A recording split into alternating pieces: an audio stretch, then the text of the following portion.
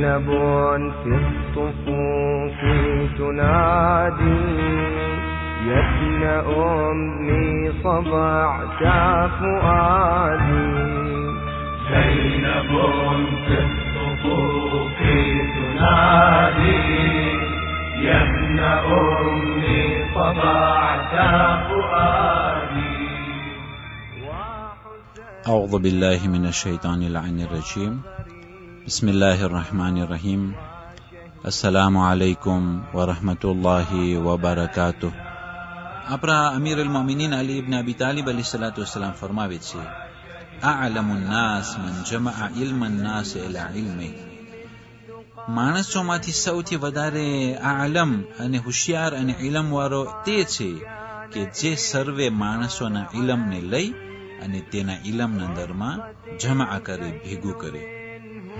અને રિવાયતોના અંદરમાં વારિદ થયું છે, ખુઝિલ ઇલ્મ વલૌ મિન અફવાહિલ મજાનીન.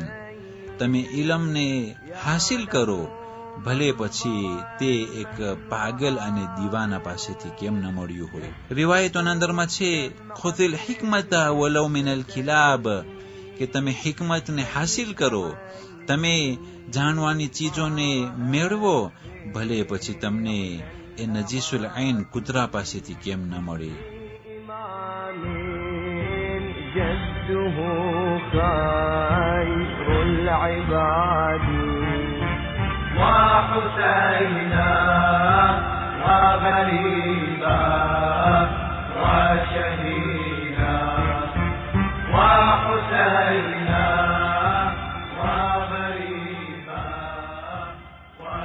અઝીઝાને મોહતરમ, કુરાન શરીફના અંદરમાં એક આયત છે, મન યુઅતલ હિકમતા ફકદ ઉતિયા ખૈરન કસીરા, કે જે લોકો અમને ખુદાવંદી કરીમ હિકમત આપી અને સાજેશ આપ્યું તો તેના પાસે બહુ જ ખૈર અને બહુ જ મહાન ખૈર છે. અઝીઝાને મોહતરમ, એક વેરા જનાબે ઈસા અલૈહિસ્સલામ તેના અસહાબો સાથે જતા હતા અને એક મરેલો કૂતરો કે જેમાંથી બદબુ નીકળતું હતું. જનાબ ઈસાના સર્વે સાથીદારો નાક દાબી દાબી અને ભાગવા લાગ્યા. અને અમુકે કહ્યું, જો તો ખરા બદબુ નીકળે છે. બીજાએ કહ્યું, જો તો ખરા એ મરેલો કૂતરો કેવો ખરાબ લાગે છે, વગેરે વગેરે. પણ જનાબ ઈસાએ કહ્યું, તમે જોતા નથી કે આ કૂતરાનું દાંત કેટલું શોભિતું છે અને કેટલું સફેદ છે.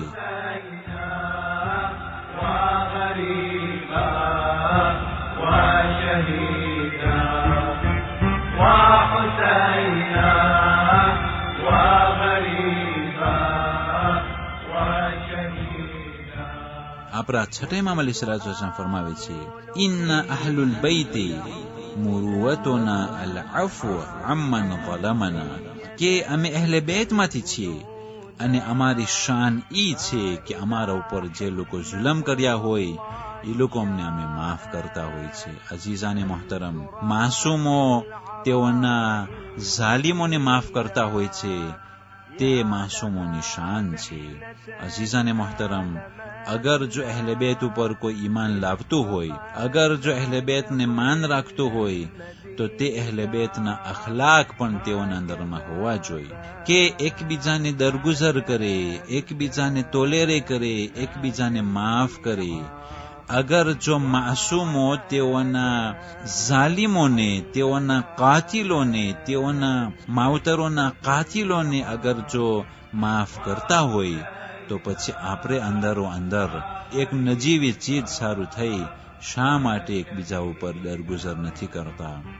શા માટે આ ફાની દુનિયાની દૌલત સારું થઈ, આ ફાની દુનિયાની ખુરશી સારું થઈ અને આ ફાની દુનિયાની જાહો જલાલી સારું થઈ એકબીજાને માફ નથી કરતા, એકબીજા ઉપર દરગુઝર નથી કરતા? શા માટે અહલે બેતના માનવાવાળા આ સિફતને અમલમાં નથી લાવતા? يا ابن أمي صبعت فؤادي وحسينا وغريبا. આપણા છઠ્ઠા ઇમામ જાફર ઇબ્ન મુહમ્મદ અસ-સાદિક અલૈહિસ્સલાતુ વસ્સલામ ફરમાવે છે, એ હસદ એવી ખરાબ ચીજ છે કે જરાક બાકી હતું કે તે હસદ જે છે કદા અને કદરને, ખુદાનો જે પ્રોગ્રામ છે તેને સાંજે કરી નાખત. ખુદા ચાહે છે કે એક બંદાને નેમત આપે, પણ હસદગોરો ચાહે છે કે તે નેમતને રોકવામાં આવે. યાની કે હસદખોર તે શખ્સ ઉપર જ હસદ નથી કરતો, બલકે ખુદાના પ્રોગ્રામમાં તે હસદ કરતો હોય છે. ખુદાની જે રઝામંદી છે, ખુદા જે ચાહે છે કે જે ફલાનો બંદો ઉપર નેમત આવે, રહેમત આવે, બરકત આવે, પણ આ હસદખોર રાજી નથી. યાની કે ખુદાના ફેસલા ઉપર, ખુદાના રઝામંદી ઉપર આ હસદખોર રાજી નથી. કેમ થઈ શકે કે અહલે બેતના માનવાવાળા એ હુસૈન ઇબ્ને અલી અલૈહિસ્સલામ કહ્યું હતું કે રિદમ બિકદાઇહી વ તસ્લીમન લિઅમરે, ખુદાની રઝામંદી ઉપર અમે રાજી છીએ અને ખુદાના ફેસલા ઉપર અમે તસ્લીમ કરીએ છીએ. રઝા અલ્લાહ રઝાના અહલુલ બેત, કે અલ્લાહની ખુશનુદી, એ અલ્લાહની રઝામંદી એ અમો અહલે બેતની રઝામંદી છે. જે માણસ ઇમામ હુસૈનની આઝાદારી કરતો હોય, જે માણસ ઇમામ અલીને પુકારતો હોય, કેવી રીતના થઈ શકે તે હસદ કરે? હસદનો મતલબ એ છે કે અલ્લાહની આપેલી નિયમત કોઈ બંદા ઉપર એનાથી તે અદેખાઈ કરે.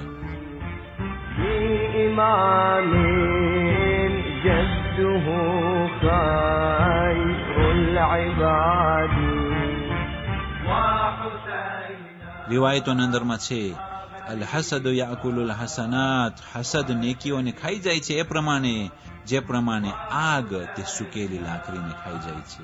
અને હસદના ઘર ખાલી હોય છે. અઝીઝાને મોહતરમ, હસદ કરવા વાળો તબાહ થઈ જશે, પણ જેના ઉપર હસદ થયો ખુદા તેને બલંદ કરશે. અને હસદનો શર અને ફિતનો બહુ જ મોટો છે કે ખુદાવંદ કરીમ જે સૂરાના અંદરમાં એક આયત નાઝિલ કરી છે, વમિન શર્રિ હાસિદિન ઇઝા હસદ, એ હસદ કરવા વાળાના શરથી હું પનાહ માંગુ છું જ્યારે તે હસદ કરવા વાળા હસદ કરતા હોય છે. يا ابن أمي طبعت فؤادي وحسينا وغريبا.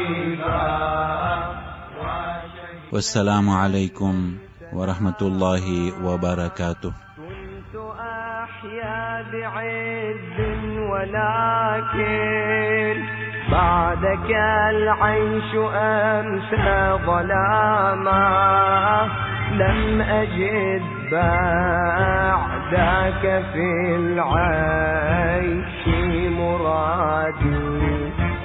كنت ركنا القلب فانهدى عمادي.